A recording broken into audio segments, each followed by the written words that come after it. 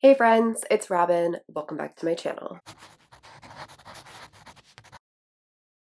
So today we are filming the next round of my recent reads. I have the kitten in the room with me today, so she might pop in and out of the video. You might hear her scuttering around in the background, but we're just going to let her do her thing while we talk about the 10 books that I read most recently.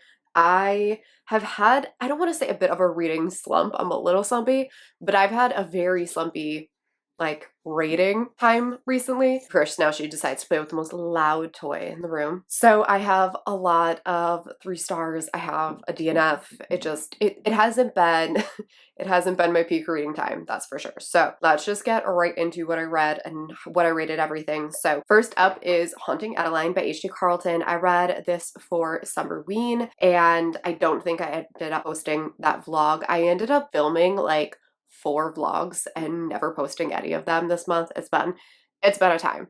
But I ended up giving this one 4 stars. I really, really liked this. This has been on my TBR forever, but this book is 600 pages long. And so it's just been sitting on my Kindle waiting to be read. And I finally read it and it was really good. This book is super dark. It is a stalker, serial killer romance.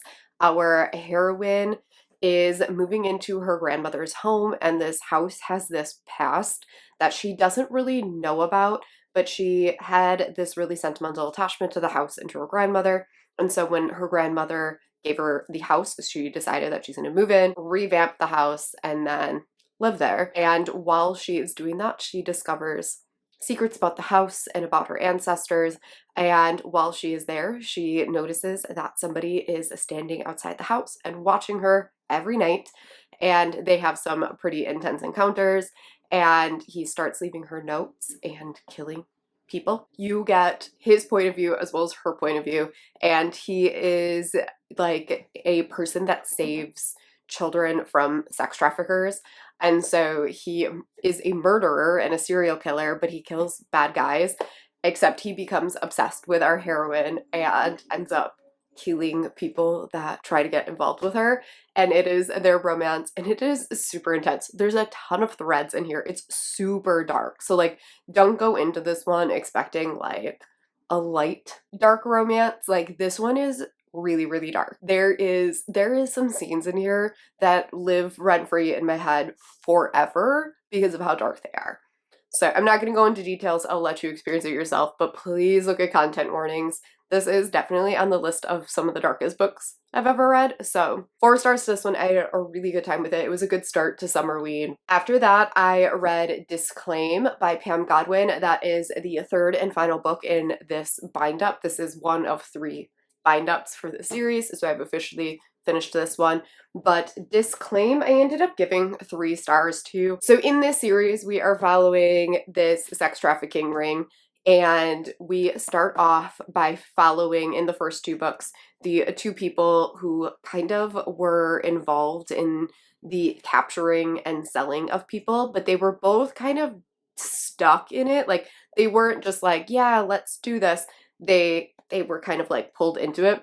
And then in book 3, we're following the first person that they ever kidnapped and tried to sell. You are getting her second chance romance in here. It wasn't everything that I wanted. There is a new thread being added into this, and it involves the cartel. And so our heroine is her life's mission now, after getting out of the sex trafficking situation, is to save women from sex traffickers.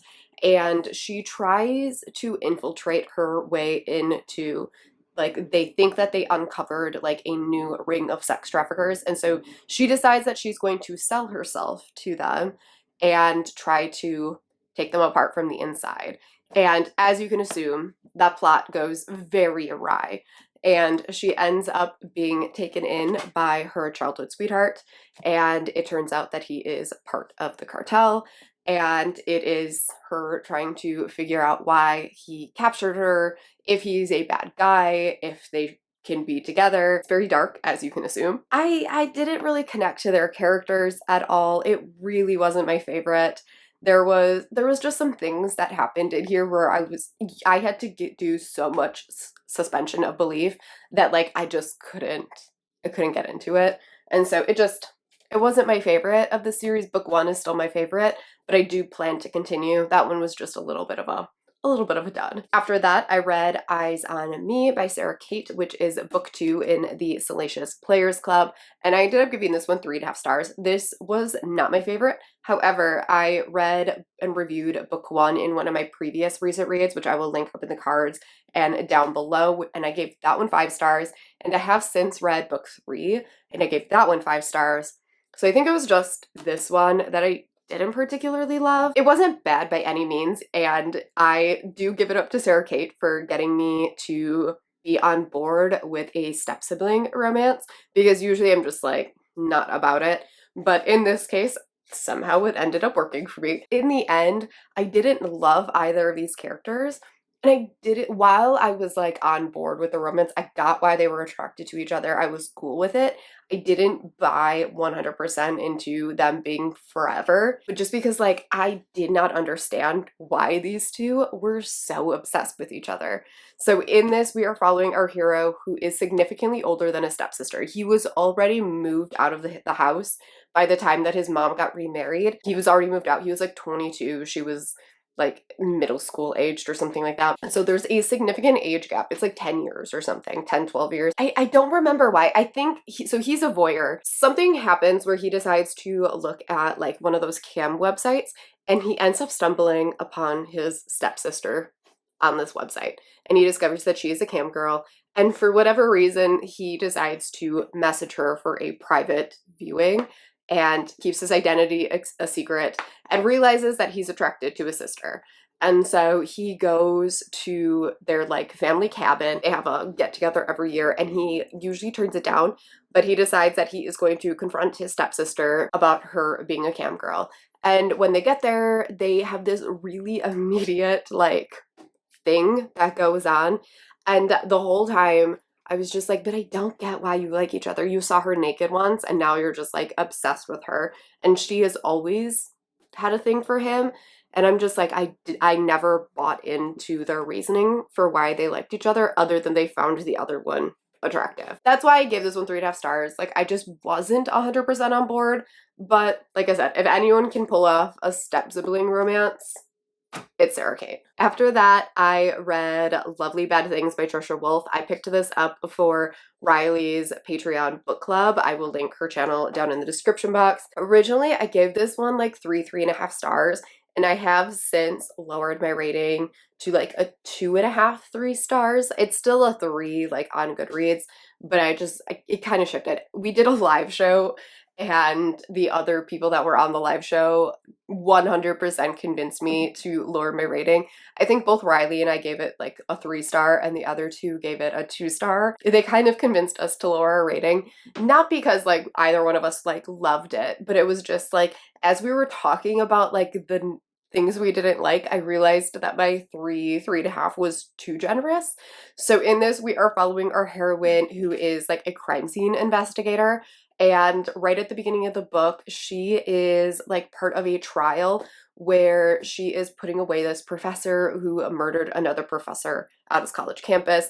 And the way that the body was presented was very similar to a serial killer that she was investigating at that time. He ends up getting sent to a psych ward, and now flash forward to, I think it was like a year or two later, and she is called down to this like swamp area. I don't remember exactly where it's located, to investigate this really creepy murder. And so when she gets down there, there are eyes on the trees, and somebody says that the trees have eyes. She decides that she needs to recruit the man, like the professor that she put away for murder, because he's a philosophy professor and she needs his help profiling the possible murderer.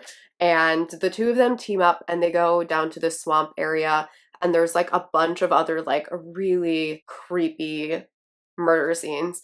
And the best part about this book is the atmosphere and the crime scenes, because the crime scenes are so unsettling without being like gruesome or grotesque in any way. It's just very unsettling the way that these scenes are described.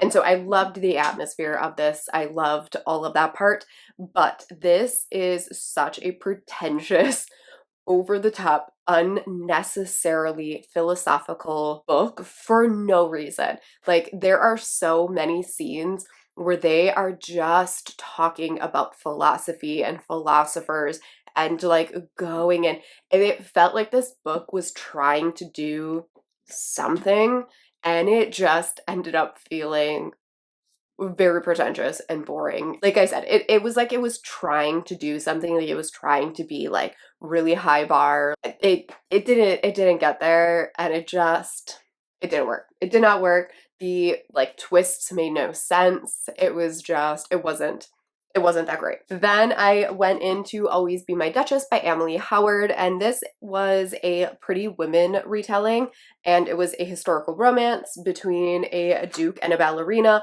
and I ended up giving this one 3.5 stars. This, as you can see, like all of these books were fine. Like this book was fine. In the end, I am struggling to tell you what happened in this book. Like this book has had no lasting impact on me. From what I remember, our ballerina loses her job because she's propositioned by some sort of like upper class guy, duke, whatever, earl, something, and she turns him down, and so he gets her fired. And she is like on the sidewalk in the middle of the night, like throwing a little tantrum when she finds out that she was fired. And our hero, our duke, is like walking down the sidewalk super drunk, and he runs into her, and the two of them have this meet cute where they have to like run away from some burglars and stuff like that. And then he offers her a job to pretend to be his fiance for something, I don't remember, to get some sort of business deal, maybe. The two of them have a fake engagement. But again, I have no memory of this book. I don't remember what I liked about it. I don't remember what I didn't like about it. It was just very, unfortunately, forgettable. And then I went into Endangered Species by Onley James. This is the first book in the, I always forget the name of this series. Time Served, maybe? I am working my way through Onley James's backlist, so this is one of the final series that I have, and this actually surprisingly was another sibling romance, and I gave this one 3.5 stars. I will say I think I liked this one a little bit more than Eyes on Me with the step siblings. These two were only step siblings for like maybe a year. Our younger hero's mom married our older hero's dad, and they lived together for I think a year. And our younger hero was like 7 or 8 at the time, and our older hero was in high school. The mother was extremely abusive, and the father was an alcoholic and was just kind of distant. And so one day he comes home, and the mom murders the father. The younger son like runs out of the house to get to the neighbors to call the police.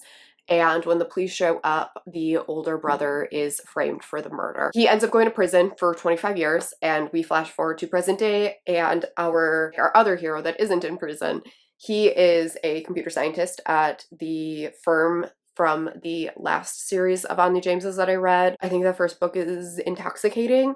I'll pop it up right here really quick. And so he is a computer programmer for this company, and he gets framed for murder, and he ends up going to prison, and he ends up going to the prison where his stepbrother is, and they have a romance in prison, and they are trying to get their way out. I will say there is something about prison plots that make me so anxious. I was so anxious while reading this book. It's actually why I could never watch Orange is the New Black. I tried watching like 3 episodes, and I was like on the verge of a panic attack. I don't know what it is, but they make me excessively anxious. And so at the beginning of this, I was like in it because I was just like, oh my God, he needs to get out of here. And the one thing that kept me from like absolutely loving this was how insta-lovey the romance was. On one hand, I kind of get because of the forced proximity, but these two have not seen each other for like 20 years. And they end up having to share a prison cell, and they are like in it for life after like a day. And I'm just like, you don't even know each other. I'm like, I could have understood it if it started off physical and like worked its way up, but they were just like, wham bam, let's get married, like after day 1. And I was like, okay, like that seems silly. It ended up being like a fun book. I flew through this. Onley James's books are so readable and so fun.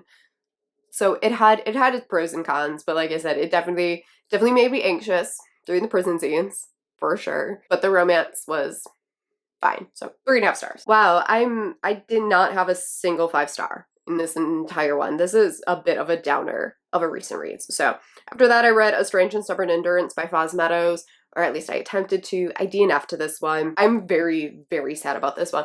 If you've been here for a while, you know that this was one of the books that I was extremely excited about. This was on, I think, my most anticipated list. This was on my 22 and 22 list. This was on my summer TBR. I was like ready to give this 5 stars. All-time new favorite. I love fantasy romance, and that's what this is. But this is a fantasy romance, but queer. This was pitched at like a very like traditional epic fantasy, but with a twist. So our hero was promised to a rival kingdom's daughter, but when he is revealed as gay, he's instead promised to the rival kingdom's son. And the two of them need to get married in order to unite the kingdoms and help bring peace. And I was so ready to fall in love with a gay marriage of convenience epic high fantasy, and it just, this book wasn't for me, and I think this book isn't going to be for some people. So if you are interested in this book, one, know that there is descriptive, long, on-page sexual assault like 5 pages into this book. Like it is on page, it is descriptive, it is intense, and it lasts for like a chapter. And it was a lot. It was a lot. While that isn't the reason why I DNF'd it, I can see a lot of people being absolutely jarred by that. So take the content warnings at the front of this book, because there are content warnings in here. Take them very seriously. It is on page and described in detail. There is also 2 attempts of suicide in here, again, on page and detailed. So please listen to the content warnings at the beginning of this book, because it was not what I expected but the reason why I personally ended up DNFing this is I really was loving the romance between the 2 characters. They start out with this very tentative relationship. They end up having to get married very quickly. They decide that they are going to form a friendship, and the way that they care about each other was so great. And just the way that they were like, yeah, like, okay, we're not going to try and fall in love. This marriage is something that happened, and like we'll just support each other. And like I was ready to live and die for their romance. However, this book took a weird like political turn, and I was so lost in the politics. And so at first I was like, okay, like I can just kind of ignore it. I'm here for the romance. But the politics becomes such a big portion of this, and there are so many characters and so many cities and so many moving parts, all of these families, and they have different titles, and it was just, I was so lost. And I got to like, I think like 30%, and I was like, I literally have no idea who these people are talking about. I have no idea why any of this matters, and I don't know why I'm supposed to care. And so like I was hearing these words and I was like, this, I do not understand what's happening. And so after a while it was like, can I do this for another 400 pages? Because this book is long. Like this isn't like a 300-page thing. This is a big book. And so I was like, I would have to do this for 400 more pages just for the romance. And I decided that I couldn't do it. So unfortunately, I ended up DNFing this one. After that, I read Written by Kathryn Moon. So I ended up picking this up for the buzzword prompt for July, I believe. And originally I had picked out a different book, but I wasn't loving that book. And so right at the end of July, I needed something that had a bookish word in it. And so I ended up going with this. It's been sitting on my Kindle for forever. It was free from Kindle at some point, and so I downloaded it. And this is a poly witchy librarian romance. I actually really liked this. I ended up giving it 3.5 stars because this is a 4-book series, and so I think I will need to read all 4 books before like kind of feeling like this is a 5-star book, because there's a lot of open stuff in here. But I really liked the characters. I liked the romance. I loved the world. So we're essentially taking place in this world where people know that magic exists, people know that there are witches, things like that, and our heroine thinks that she is a normal person. Her powers have never manifested, and she has dreams of being a librarian. For reasons unknown to her, she ends up getting this job at this prestigious like witch magical university, and she gets to be a librarian at this campus, and she is so in love with this new position. And when she gets there, she ends up starting to meet some people, and some mysterious things start to happen, and she ends up getting pulled into this coven. Covens are made up of 4 people, and they are romantic as well as magical unities. She is kind of pulled into this coven that currently has 3 men that's part of it, and they're looking for their 4th member. And she ends up forming relationships with each of them, some friendships, some tentative friendships, some enemy-ish kind of butting heads, unsure if she likes him. It is them forming a romance, so it's a poly romance. People call this reverse harem. I beg to differ. This is a poly romance. Everybody is in a relationship with each other, so poly. And there is a monster that is wreaking havoc on this university, and it is up to the people of this town to somehow capture this monster. I am planning to continue on with the series. These books are really short. They're only like 200-ish pages, and I was definitely intrigued enough, 1, by these characters, 2, by the romance, and 3, by the magical plot. I love witches, and so I think I'm going to continue on with this in September and October. Seems like the perfect time for some good witchy romances. Then after that, I got into my Romance Takeover readathon TBR. I'm only going to talk about 2 of the books. Originally, I was going to pull them all together because I was like, I don't need to talk about them. I vlogged it, but I never ended up finishing the vlog or posting the vlog, so we're just going to kind of break them up. But I read The Nordic King by Karina Halle, and I gave this one 3 stars. I don't know what it is about me and her books. I love her concepts, but in execution, there's just always something lacking for me, and that was the case with this one. This one, I know, has so many 5-star ratings from other romance readers, so maybe it's just a me thing, but I just wasn't 100% invested in this one. We're following our heroine, who is a nanny, and she gets offered this position up in Norway, and she goes to interview, and it turns out that she would be the nanny for the 2 princesses of the King of Norway, and she ends up getting this position.